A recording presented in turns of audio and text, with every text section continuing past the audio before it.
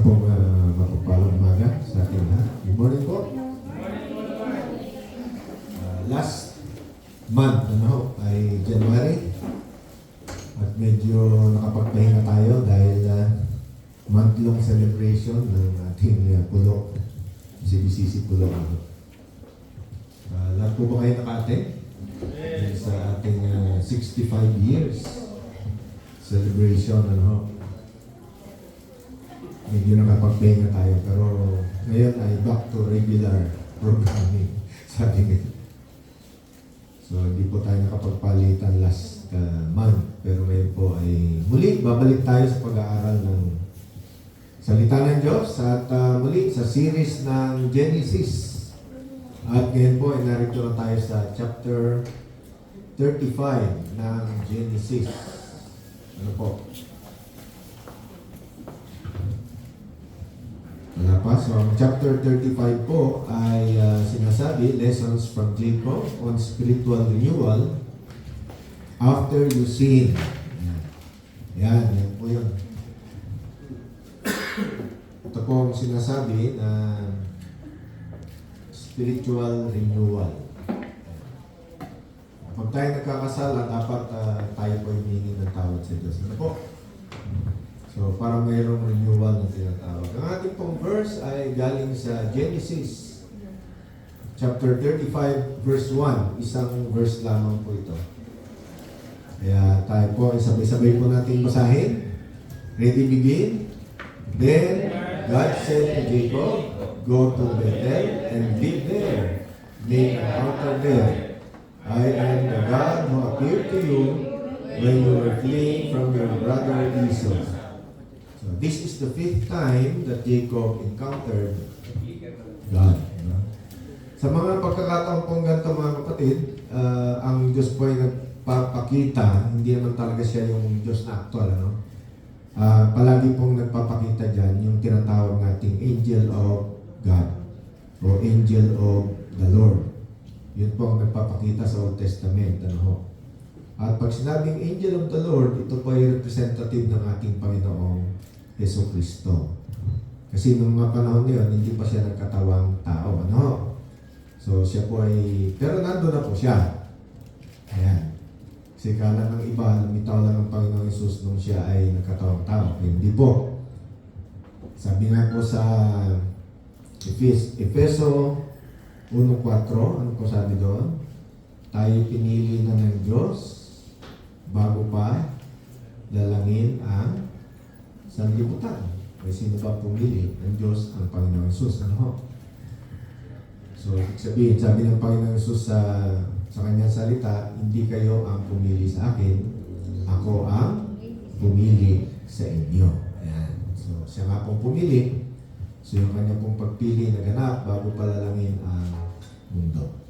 Bago po tayo magpatuloy, tayo po sa mandaling manalangin. Dakilang Diyos, aming Ama na makapangyarihan sa lahat, maraming salamat po muli sa pagkakataon na kami may makapag-aral ng iyong salita. Dalangin namin ng Diyos, pangunahan mo kong bawat isa, bigyan mo po kami ng sapat na katalinuhan. Ikaw po ang magbigay sa amin ng pangunawa upang amin po may sa isip, may sa puso, higit sa lahat, amin po may sa buhay ang pag-aaral ngayong umaga. Maraming salamat po. Ito pong aming samtalangin sa pangalan ng Panginoong Hesus. Amen and Amen. So, ang ating pong tinatalakay ay Lessons from Jacob on Spiritual Renewal After You Sin. So, buhay po ito ni Jacob. Yan.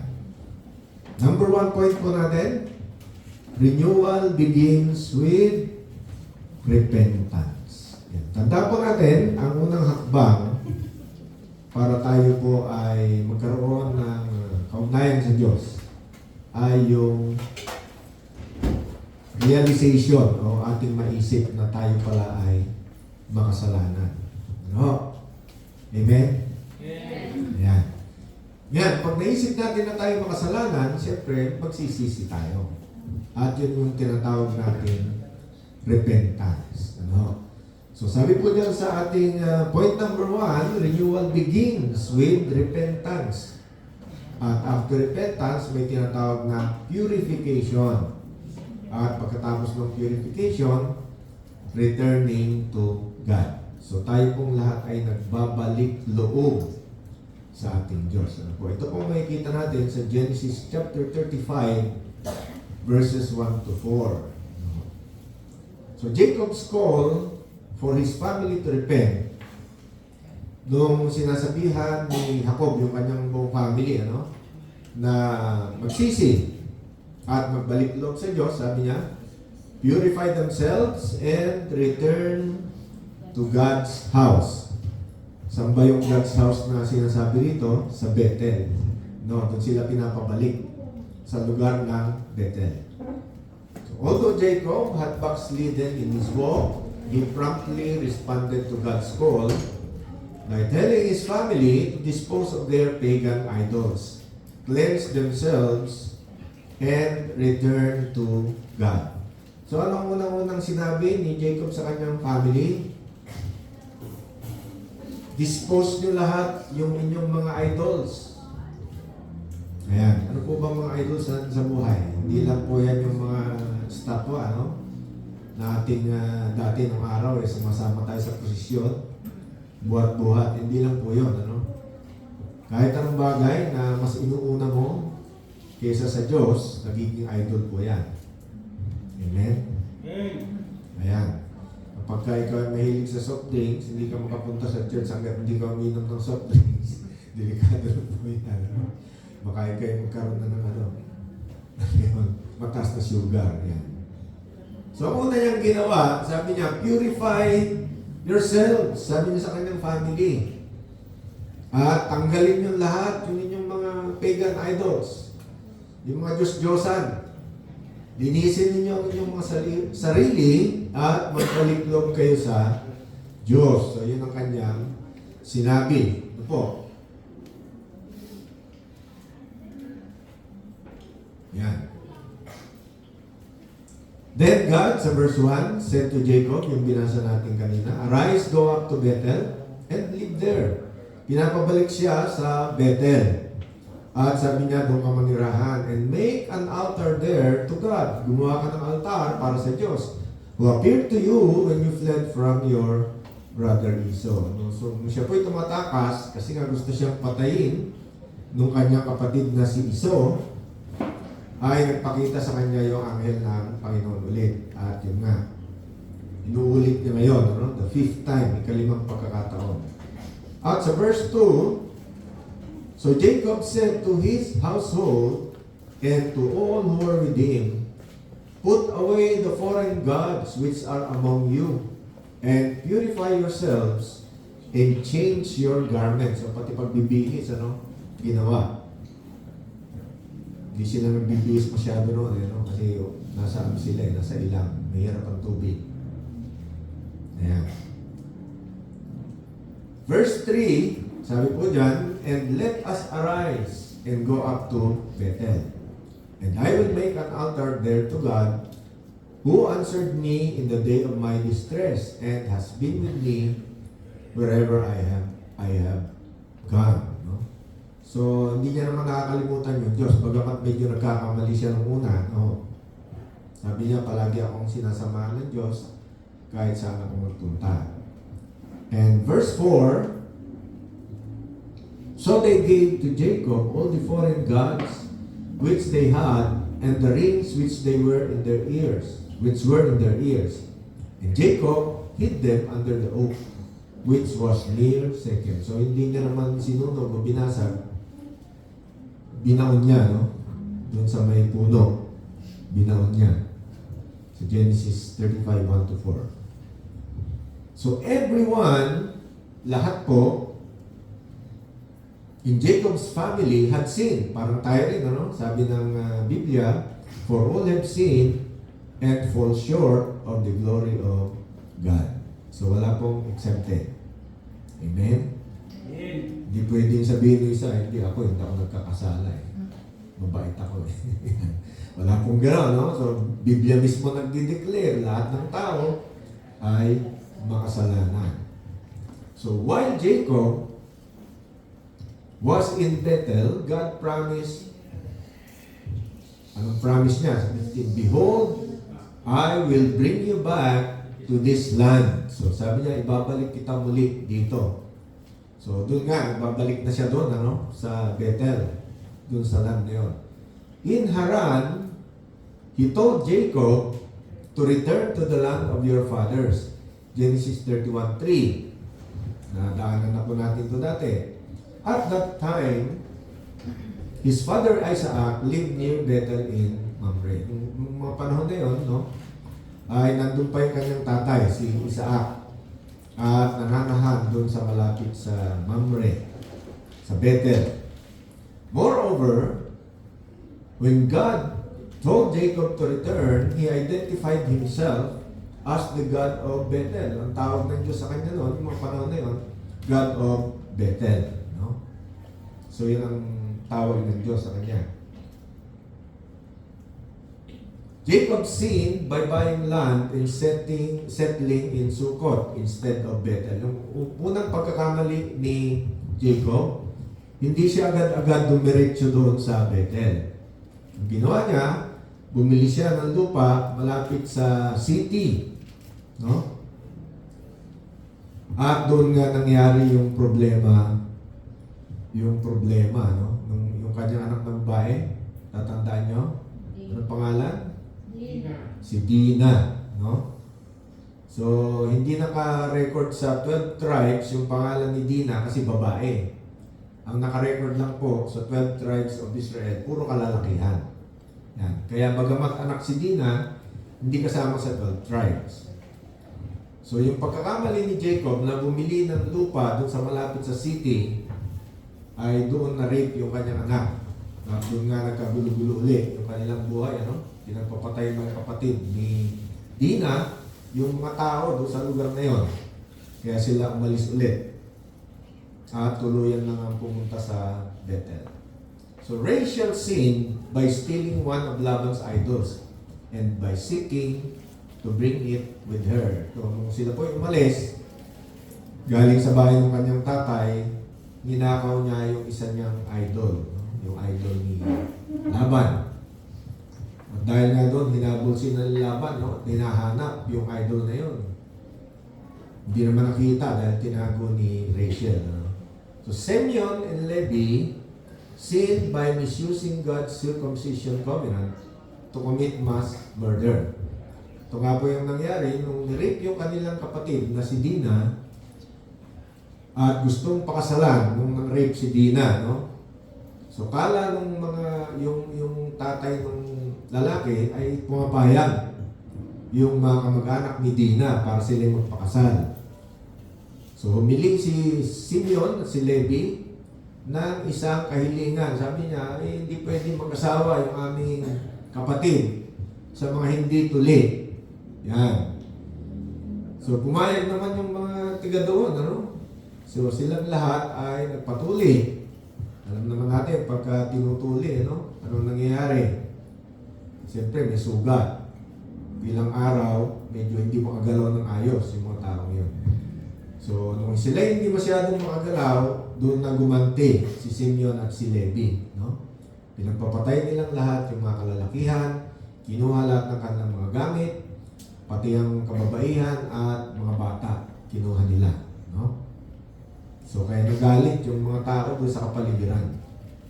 So, all of his sons then committed acts of theft and kidnapping. So, ninakaw yung mga pag-aari, dinala lahat ng mga kababaihan at mga bata.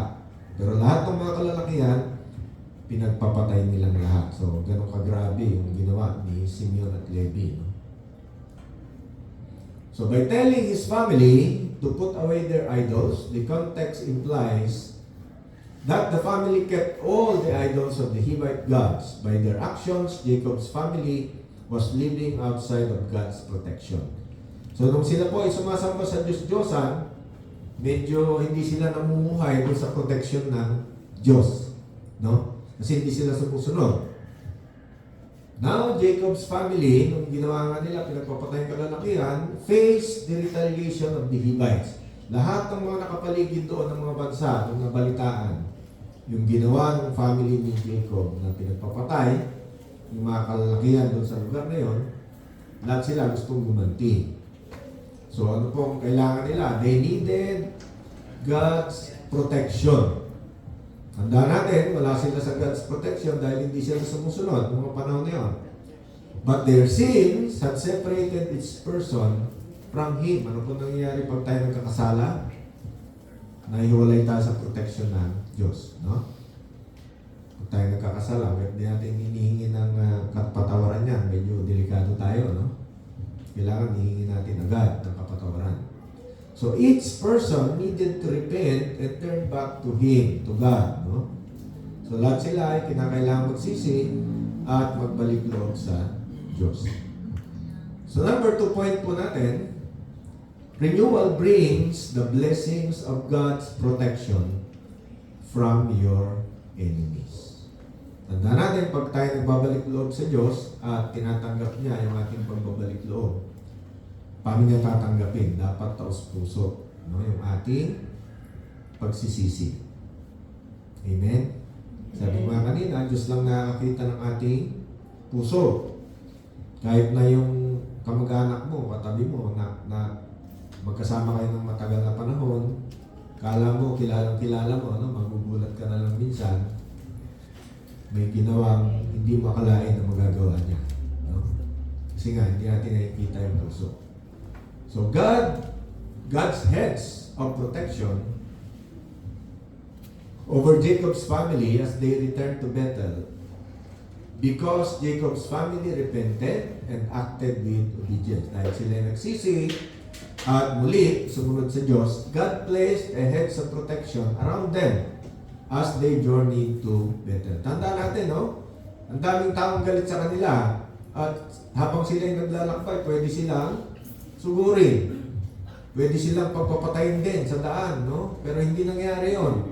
Bakit? Dahil prinoteksyonan sila ng Diyos. Sabi sa verse 5, as they journeyed, there was a great terror upon the cities which were around them, and they did not pursue the sons of Jacob. Tingnan niyo yung protection ng Diyos, ano? Lahat ng mga nakapaligid ng mga iba't ibang lugar doon, nagalit sa kanila, ay may takot. Nagkaroon ng takot sa kanilang puso, no? At hindi sila sinugod. Hindi sila ginera. So Jacob came to Luz, that is Bethel. Ang ibang pangalan po ng Bethel ay Luz, which is in the land of Canaan. He and all the people who were with him. So kasama na lahat yung kanyang buong family, no? Sila pa yung makarating doon sa Bethel. Verse 7, he built an altar there. So sinunod niya ang Diyos, gumawa siya ng altar, and called the place El Bethel, because there God had revealed Himself to him when he fled from his brother. No? So tinawag niya na El Bethel. So verse 8, now Deborah, Rebekah's nurse, died, and she was buried below Bethel under the oak. It was named Alon Bakuth. So Genesis 35 verse 5 to 8. By bringing Jacob back to Bethel, God showed that He was faithful to keep His promise to Jacob before he fled for Haran. So pinapakita ng Diyos yung kanyang katapatan, no? Sa kanyang mga pangako. Tandaan natin mga kapatid, lahat ng God's promises, may kita natin sa Bible, pwede nating i-claim. Amen? Tandaan natin, no? Diyos ay Diyos ng katotohanan, no? Hindi po siya nagsisinungaling. Kaya lahat ng kanyang pangako pwede natin i-claim. As long as tayo ay namumuhay ayon sa kanyang kalooban, no? So Jacob's altar showed this gratitude for God's deliverance. So ito po yung nagpapakita naman, yung paggawa niya ng altar, nagpapakita na siya po ay nagpapasalamat sa Diyos.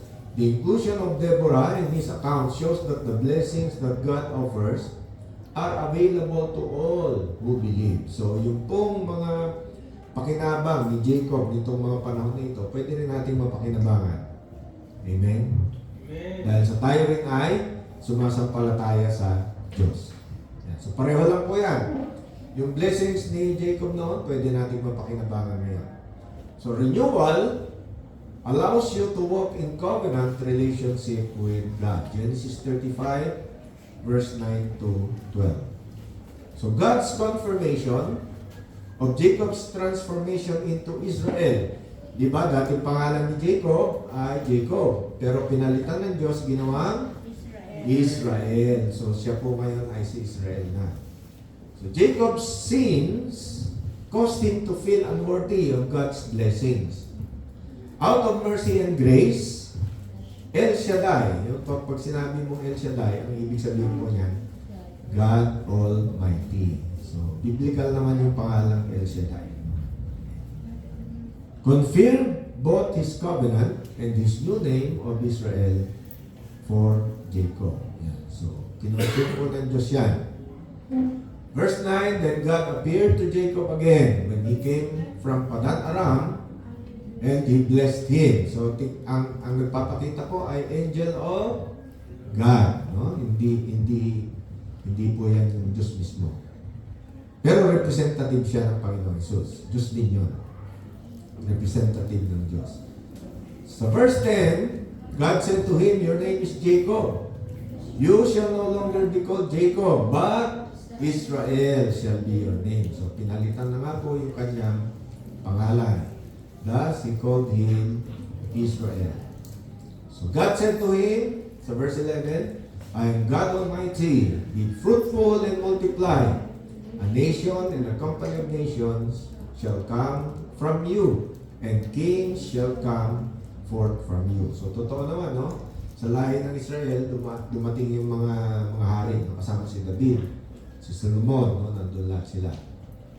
So, yung lahi po nila ay may mga hari. Verse 12, the land which I gave to Abraham and Isaac, I will give it to you. Ito nga po yung land of Israel, no? Ngayon ay bansang Israel. And I will give the land to your descendants after you. So, minana po nila yan. So, God revealed Himself as El Shaddai to Abraham when He affirmed His covenant with him. His name also applied to Isaac and the three patriarchs collectively. Here, God confirmed that all of the blessings that He extended to Abraham and Isaac applied to him as well. So yung mga pangako ng Diyos kay Abraham, kay Isaac, ay applicable na rin kay Israel o kay Jacob. No? At sabi ko nga, applicable na rin sa atin, sa ating lahat. No? So a pre-incarnate appearance of Jesus previously renamed Jacob as Israel. Sabi ko nga po, lahat ng lumilitaw ng Old Testament, the angel of the Lord, ito po ay pre-incarnate appearance of Jesus. So He said to him, what is your name? And he said, Jacob. He said, your name shall no longer be Jacob, but Israel. For you have striven with God and with men and have prevailed. So God confirmed Jacob's changed name because Jacob doubted that God's promises still applied after Jacob backslid. So kala po ni Jacob dahil siya nagkasala, parang wala na, no? Wala na yung promises ng Diyos. Pero na-confirm pa rin kung siya po yung nagbalik loob. So Jacob's old name meant heel grabber. So, di ba, nung lumabas si Jacob, nauna si Esau, hawak-hawak ni Jacob yung paa ng kanyang kapatid. No? Ay siya pumayag na mauna siguro eh. So, tawag sa kanya ay heel grabber or supplanter. This reflected old nature of seeking to deceive. Di ba, niloko niya si Esau. Kaya nabenta yung kanyang pagiging panganay sa kanya sa pamamagitan ng isang pagkain lang, no? Isang mangkok lang ng pagkain. Ayan. So this reflected his old nature of seeking to deceive and manipulate his brother, his father-in-law, and others. So marami siyang niloko rin, ano? Si Jacob. His name, Israel, meant struggle with God. Yan naman ang ibig sabihin, no? Siya ay nakipagbuno sa Diyos.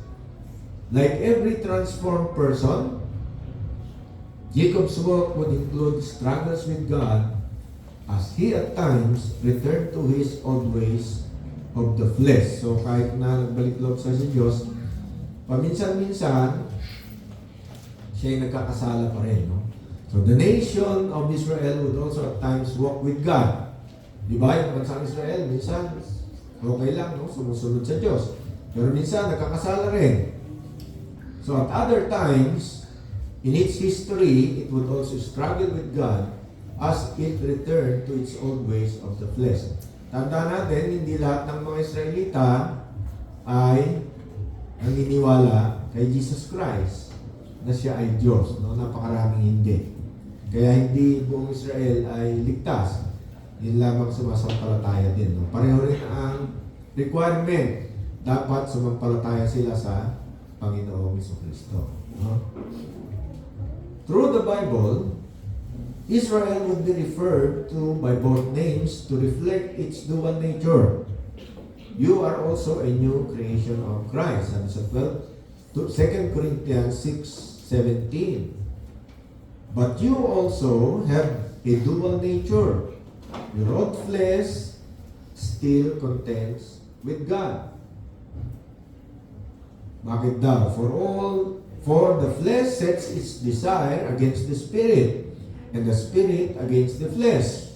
For these are in opposition to one another, so that you may not do the things that you please. No, tandaan natin mga kapatid, habang tayo nabubuhay, nandito pa rin tayo sa katawan nating lupa. At ang ating katawang lupa ay mahilig magkasala yan. No? Kaya dapat kinokontrol natin talaga.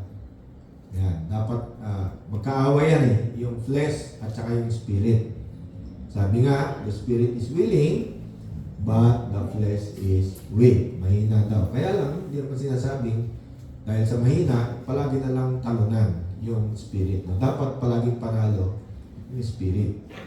So when your flesh causes you to sin, give thanks that He remains faithful to you. Bagaman tayo nagkakasala, no, ang Diyos ay nananatiling tapat.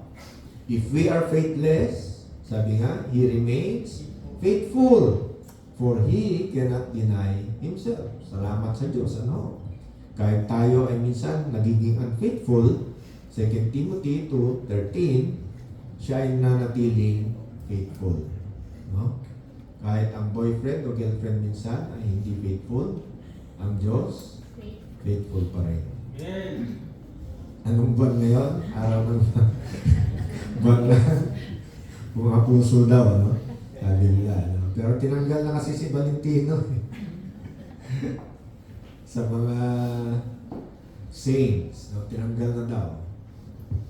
So, He will never leave you nor forsake you. Sabi sa Hebrews 13:5. But sin will cause you to fall out of communion.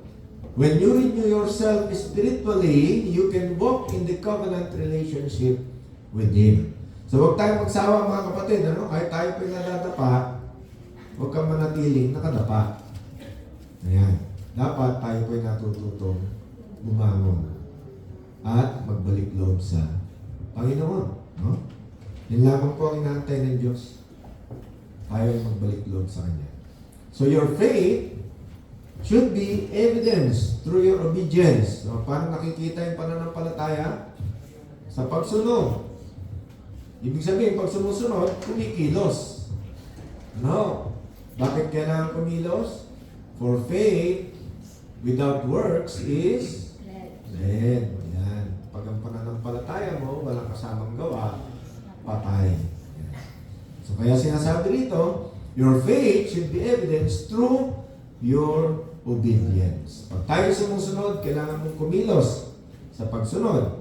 So Jacob could not be transformed until he acted in faith to seek our God's blessing. So hindi mo masasabi na ikaw ay talagang sumasampalataya, sumusunod sa Diyos hanggat hindi nakikita sa iyong aksyon. So kailangan may aksyon. And without faith, it is impossible to please Him. For he who comes to God must believe that He is, and that He is a rewarder of those who seek Him. So, pag sinasabi mong meron kang pananampalataya, pero hindi ka naman sumusunod, hindi po totoo yun. Ano po? Hindi totoo ang pananampalataya. But this renewal and this completed transformation required a faith that was alive and responsive to God. Kailangan ng Diyos ang buhay na pananampalataya. Ano? Kaya buhay, kumikilos. Tandaan natin, no? Pag may patay, kahit merong sabihin mo, punta tayo McDo, hindi sasama yun. Patay na yun eh. No, hindi babangon yun. Kahit gano'n pa kabango yung naamoy natin na kape, galing saan? Galing ka. Hindi babangon yun, patay na eh. Kaya dito, sabi, without faith, it is impossible to please Him. So, dapat kumikilos, no? But His renewal and His completed transformation required a faith that was alive and responsive to God. Dapat sumusunod. His obedience is completing His return to Bethel showed that His faith was alive. Anong kinilos ni Jacob o ni Israel? Bumalik. Talagang sila'y kumilos para makabalik doon sa lugar na inuutos sa kanila ng Panginoon. Even so, faith, if it has no works, yan, sabi ni Santiago, James 2:17, is dead, being by itself. Ang tanong, is your faith evidence on your obedience to God? Ano sagot, mga kapatid? Walang gusto sumagot. Ano ba tayo? Ulitin ko yung tanong, is your faith evidence in your obedience to God? Amen! No? Lahat tayo sumagot. Palakpakan natin ang Panginoon. Narin mo yan. Huwag kayong matakot sumagot. Okay lang yun. Now, number 4. Renewal includes joyful praise and gratitude for His mercy and grace. Genesis 35 verse 13 to 15. So Jacob's altar of worship and thanks in Bethel. After returning to Bethel, Jacob faithfully built an altar of worship at the same location where God spoke to him as he fled to Haran 30 years earlier. Imagine niyo, no? 30 taon ang nakalipas bago siya muli ay kumilos para sumunod sa Diyos.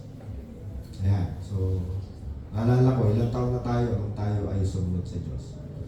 Marami ang iba rito, bata pa, no? Yung iba ay medyo may edad na rin bago nakasunod sa Diyos. So, okay lang po yun. Sabi nga, maglingkod tayo habang tayo ay bata pa o nabubuhay pa. Nating hintayin na tayo nasa bingit na ng kamatayan bago tumawag. Tawagin mo si pastor. At ako'y mananalangin. Ayan. Tumawag ka ng pare, pabindisyonan mo, magiging ano na. Sabi, maglingkod tayo habang tayo malakas pa. No? Magantayin na tayo ay hindi na mapagsalita.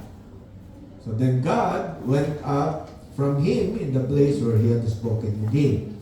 So Jacob set up a pillar in the place where he had spoken with him, a pillar of stone, and he poured out a drink offering on it. He also poured oil on it.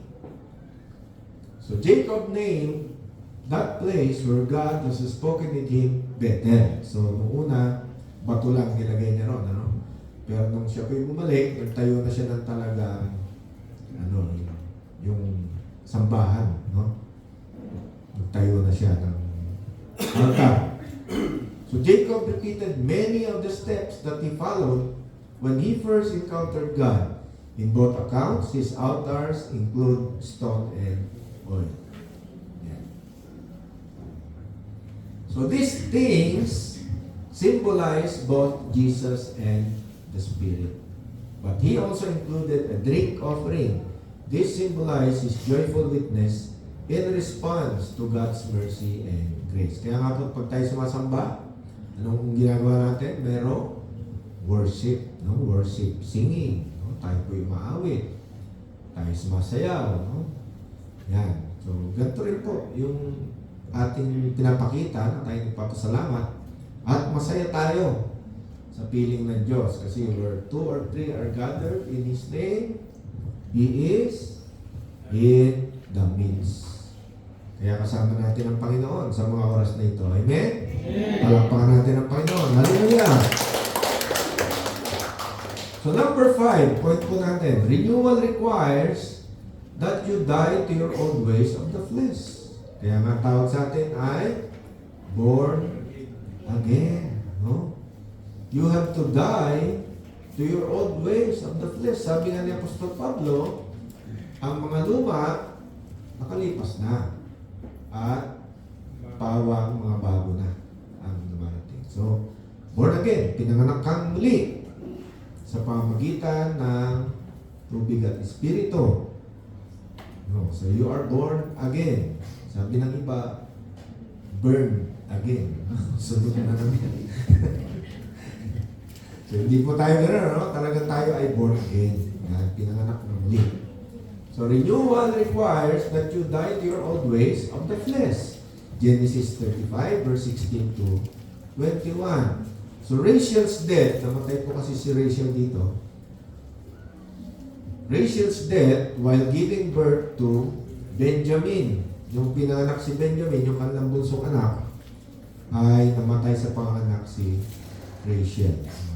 So, God renewed and transformed Israel to prepare him for the many tragedies that will still to come. Yung unang tragedy, yun, namatay nga si Rachel.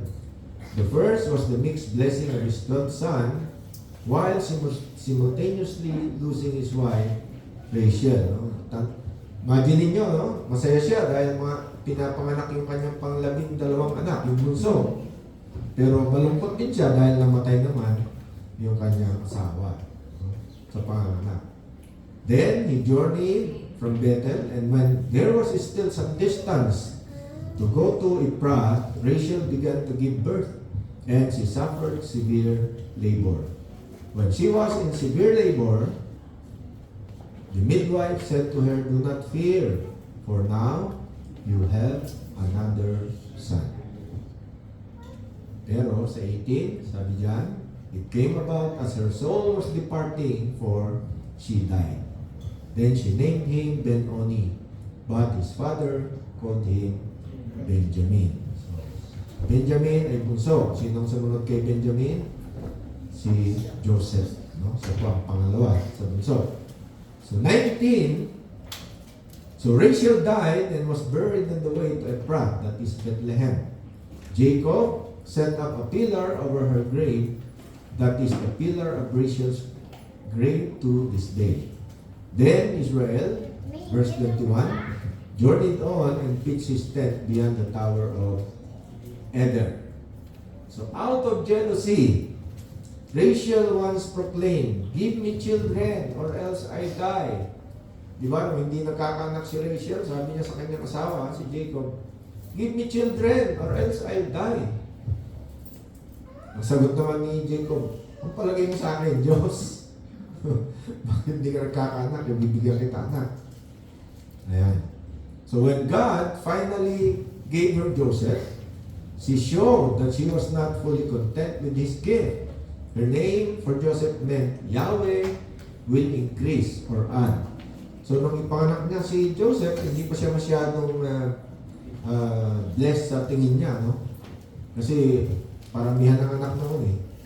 Kaya yun ang blessing, sabi niya, paramihan ng anak. So it was her plea for God to give her another child. But she was not fully trusting in God to give her another child. Thus, before fleeing for the promised land, she stole Laban's idol. Kaya pala niya ninakaw yung idol ng kanyang tatay na si Laban.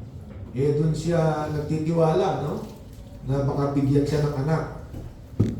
Dahil doon sa idol. Kaya, her name for Benjamin, Ben-Oni, reflects her life of sorrow.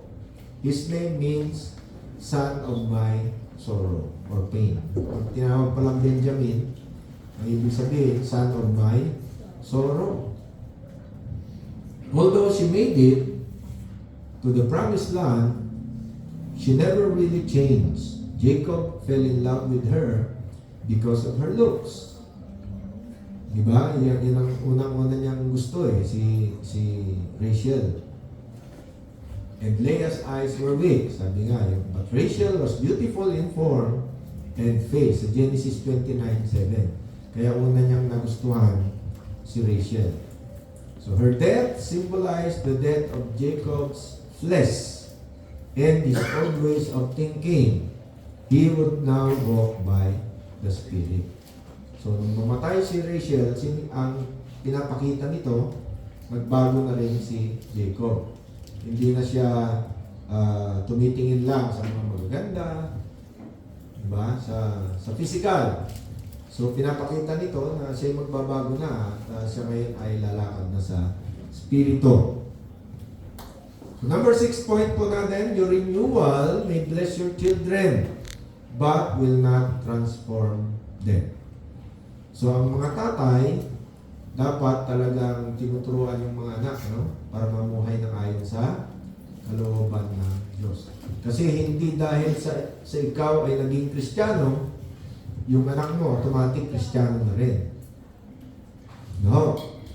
Kailangan pa rin natin silang turuan at palakihin sa pag-uutos ng Diyos. So Rehoboam's defilement of his father's concubine. After losing his wife, Rachel, the transformed Israel suffered his second tragedy. Ano yung pangalawang tragedy? His firstborn, yung panganay niyang anak, no? Slept with Bilhah, Jacob's concubine and Rachel's maidservant. Yung isang asawa ni Jacob ay ginawa ng hindi maganda ni Reuben. It came about while Israel was dwelling in that land that Reuben went and lay with Bilhah, his father's concubine, and Israel heard of it. Now there were 12 sons of Jacob. The sons of Leah, Reuben, Jacob's firstborn, then Simeon and Levi, and Judah and Issachar and Zebulun. The sons of Rachel, Joseph and Benjamin. Dalawa lang talaga, no?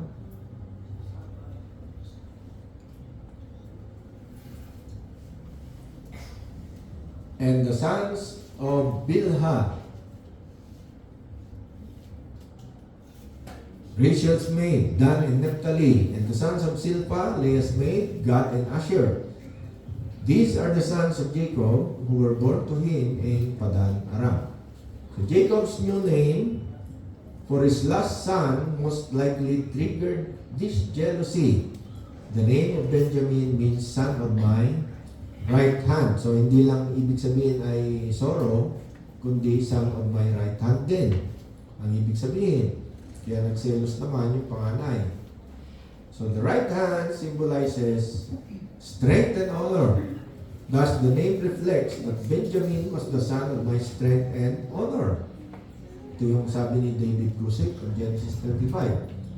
Citing Exodus 15:6, 16:8, 63:8, 138:7, and Colossians 3:1. Number 6.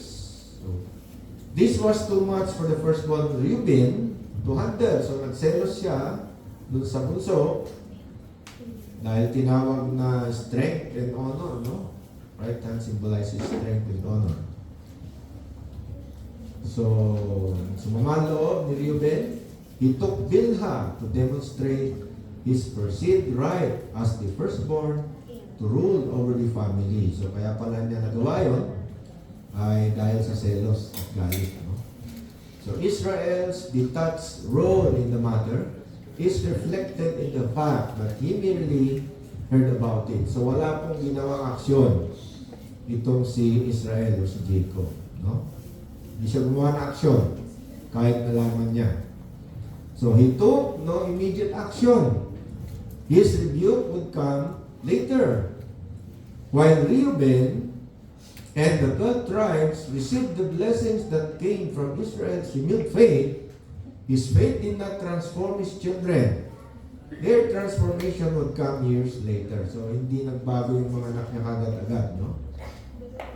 They still needed to hit rock bottom. Dapat sila ay bumaba muna ng mababang-mababa, no? Maka-experience ng matindi bago sila magbago. So number 7, renewal brings the blessings of a longer life here and eternal life. So, dalawang blessing, ano? Pag tayo po ay nagbabago sa harapan ng Diyos at talagang nagiging tunay na anak niya, sabi, mahaba ang ating buhay dito sa lupa at hindi lang yun, buhay na walang hanggan. So God's blessing of a long life for Isaac. He transformed Israel, then suffered this third tragedy. And in third tragedy, after only briefly being reunited with his father Isaac, passed away. But God had blessed Jacob with a long life.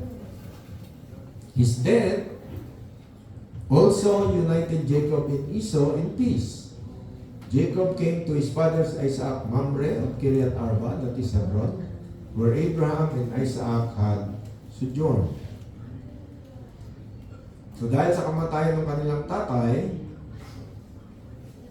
now the days of Isaac were 180 years. So nabuhay po si Isaac na 180 years.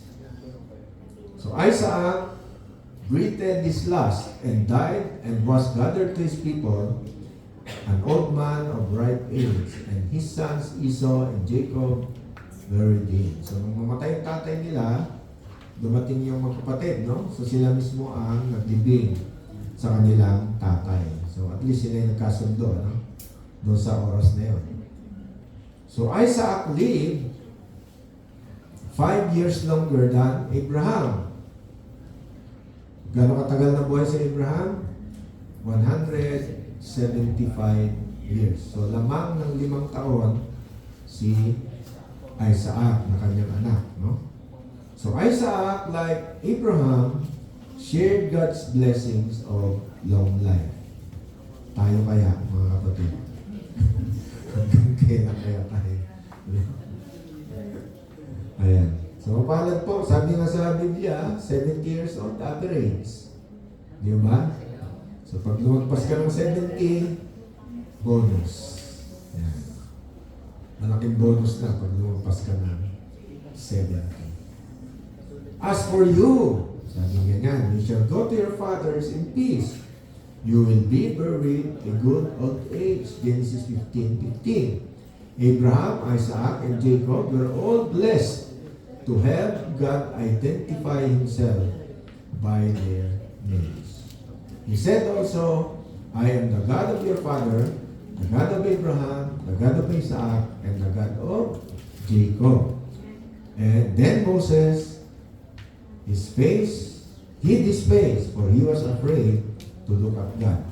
So, yung kinakausap ng angel of the Lord, si Moses, binanggit ng angel of the Lord, si Abraham, si Isaac, at si Jacob. Ulit, no? So, napakalaking privilege talaga na sila ay mabanggit palagi yung kanilang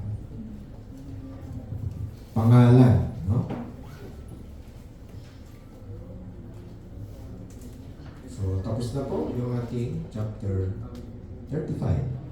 Susunod naman, 36 and 37. Sana po, kahit pa paano meron tayong natutunan dito sa buhay ni Jacob sa chapter 35 ng Genesis. So, para po sa ating conclusion, tayo pong lahat ay tumayo, mga kapatid.